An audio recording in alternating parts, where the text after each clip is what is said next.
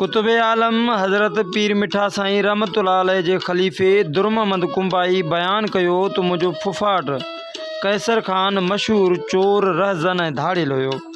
असां जॾहिं हज़रत पीर गफ़ारी रहमतुल्लाह अलैह जे जमायत में दाख़िल थियासीं तो कैसर खान के ज़ोरी दरगाह रहमतपुर ते वठी आयासीं। वाट ते चवंदो पियो अचे, जेकॾहिं तव्हांजे पीर मूंखे न सुधारियो तो पोइ मां तव्हांजे पीर जे घर में रिली बि कोन छॾींदुसि। तव्हां मुर्शिद जा दुश्मन आहियो जो मूं जहिड़े धाड़ियल खे वठी था हलो। जॾहिं दरबार ते पहुतासीं, पीर साईं जन नमाज बाद तकरीर लाइ वेठा।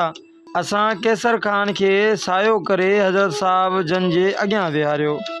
पाण जॾहिं बयान कंदे कैसर खान ॾांहुं नेण खणी निहारियाऊं तो कैसर खान दांह करे किरी पियो, जज़्बे जी कैफ़ियत में अची वियो। पोइ साईं जन जो मुरीद थियो।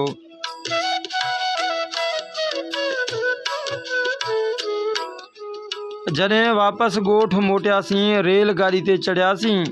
टीटी आयो, टिकेट पुछा कयाईं। असांजी गाॾी ते हिकु हमरा बिना टिकेट पकड़जी पियो। टीटी उन जा हथ पोयां ॿधा। हू रोई पियो, साईं मूं मिसकीन ते रहम कर। उन हाल में कैसर फ़कीर खे वरी जज़्बो थियो।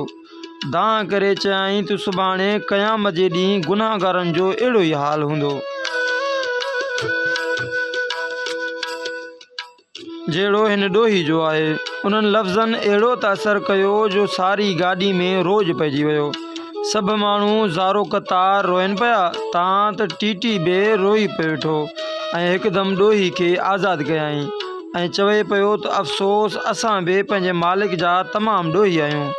सुभान अल्लाह, वलियुनि जी नज़र जो केॾो कमाल आहे जो हिकु चोर धाड़ियल खे हिकदमि वॾो वाइज़ बनाए छॾियईं।